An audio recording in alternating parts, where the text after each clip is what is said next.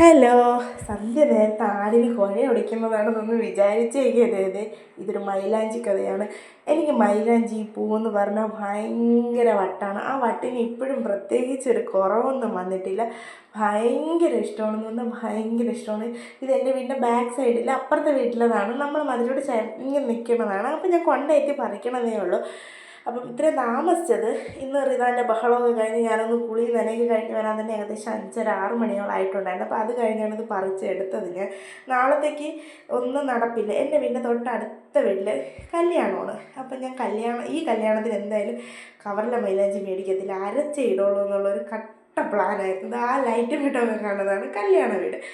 അപ്പം ആ പ്ലാൻ അനുസരിച്ചാണ് ഈ ഇല പറിച്ചത്. നേരത്തെ പറിച്ചൊക്കെ എല്ലാം ചെയ്യണമെന്നുണ്ടായിരുന്നു, പക്ഷെ ഒന്നുമേ നടന്നിട്ടുണ്ടായിരുന്നില്ല. അങ്ങനെ ഇല നുള്ളാൻ വേണ്ടി ഇരുന്നപ്പോഴത്തേക്കും റിദാൻ എൻ്റെ കൂടെ വന്നിട്ടുണ്ടായിരുന്നു. ഭയങ്കര ശല്യം, ഒന്നിനും താമസിക്കുന്നില്ല. ഞാൻ ഒരുവിധം കഷ്ടപ്പെട്ട് ഇതൊക്കെ ഒന്ന് സെറ്റാക്കി എടുത്തു. ഞാൻ ഇതൊക്കെ എടുത്തുകൊണ്ടിരുന്നപ്പോഴത്തേക്കും തന്നെ റംസാനെ ട്യൂഷന് വിളിച്ചുകൊണ്ട് വന്നിട്ടുണ്ടായിരുന്നു. ഉച്ചയ്ക്ക് വന്നപ്പോഴേ ഭയങ്കര മണം, നല്ലൊരു സൂപ്പർ മണം. അപ്പോൾ ഞാൻ എന്താണെന്ന് ചോദിച്ചപ്പോൾ ഫ്രണ്ടിൻ്റെ കയ്യിൽ നിന്ന് അത്തർ വാങ്ങി തേച്ച് വേണമെങ്കിൽ കുറച്ച് മേടിച്ചുകൊണ്ട് വരാമെന്ന് പറഞ്ഞു. വാങ്ങിക്കൊണ്ട് വന്നിട്ട് തന്നൊന്നുമില്ല, ഭയങ്കര കളിപ്പീരായിരുന്നു.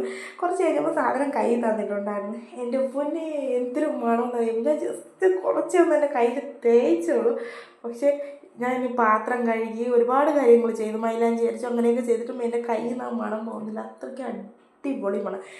പിന്നെ അതൊക്കെ കഴിഞ്ഞ് മൈലാഞ്ചിയൊക്കെ ഞാനും എൻ്റെ പിള്ളേരും കൂടെ വൃത്തിയാക്കിയൊക്കെ എടുത്ത് മിക്സിയിൽ തന്നെ അരച്ചെടുത്തു.